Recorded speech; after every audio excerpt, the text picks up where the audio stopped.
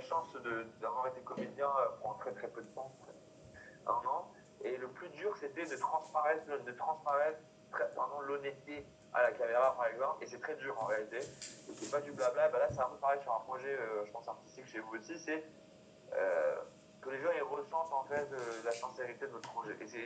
Et c'est pas quelque chose de flou, loin de là, c'est quelque chose de très concret. Mais c'est très difficile à mettre en avant. Et la meilleure façon, c'est d'être le plus sincère possible.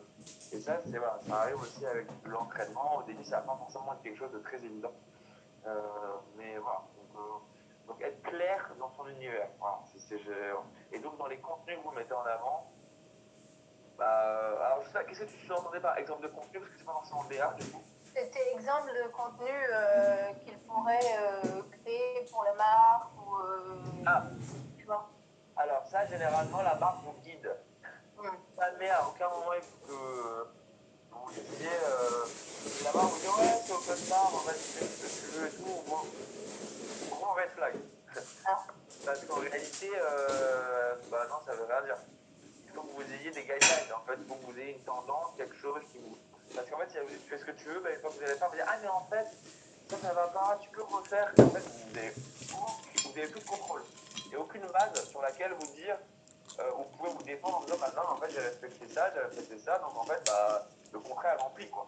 Si demain, en fait, il n'y a pas de visibilité sur ce que vous devez faire, bah, quand vous allez faire, bah, ça va être flou, ça va être un peu bon an mal an, très subjectif, au goût, aux couleurs de la personne qui regarde ce que vous avez fait. Donc c'est pas forcément bien et vous allez faire beaucoup d'allers-retours. Ça va vous fatiguer. Donc pour avoir vécu avec des artistes, donc faut pas que ça vous dégoûte non plus quoi. Voilà, donc parce que voilà, il faut être très clair sur quelque chose. Vous allez vous rendre compte que pour certains d'entre vous, si vous avez l'opportunité de travailler avec des marques, c'est pas votre métier de tous les jours. Il y a une différence entre être créateur de contenu, créateur de collaboration et être artiste. Et en fait, il ne faut pas que ça sorte de votre univers. Toujours dire à une marque de préférence, toujours lier un peu votre collaboration à votre univers musical. Exemple, bah, comme ce qu'on vous a montré, peut-être faire un titre pour une marque, ou quand vous chantez un nouveau cadeau filmé, vous mettez la marque en avant. Voilà.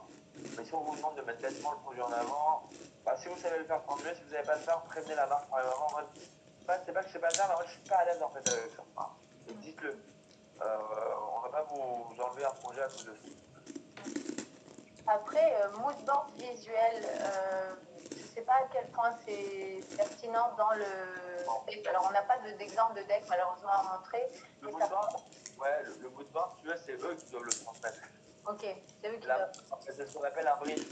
Un brief, c'est en mode bonjour, alors moi, dans le cadre de ma campagne arrivant pour l'automne 2027, je vais lancer 3 gammes de produits. Je suis achat de 3 créateurs de contenu, un par produit.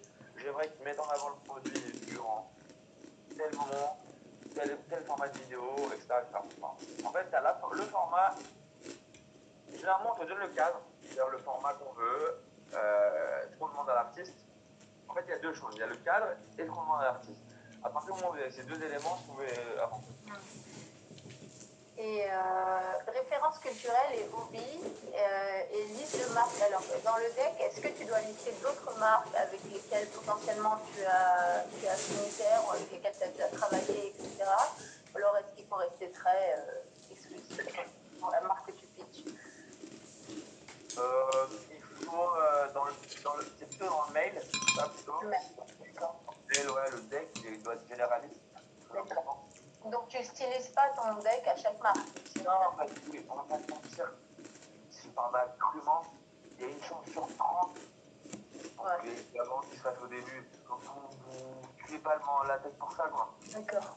Vous gardez du plaisir et toujours avoir une stratégie de volume au début plus de valeur. Parce que si vous cassez la tête pour X sur marque machin et que vous n'avez pas de retour, c'est frustrant. Donc il ne faut pas que ça vous décourage. Donc, c'est là que je vais vous donner, c'est exemple. C'est certains articles qui sont ici à certains articles, tu sais, qui sont axés sur la cause environnementale, par exemple. Bah, du coup, vous allez voir des associations peut-être, des fondations, des marques qui sont très axées sur l'environnement. Ok, mais il y a quand même beaucoup de dire.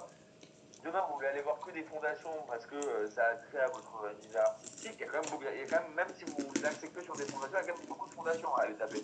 À aller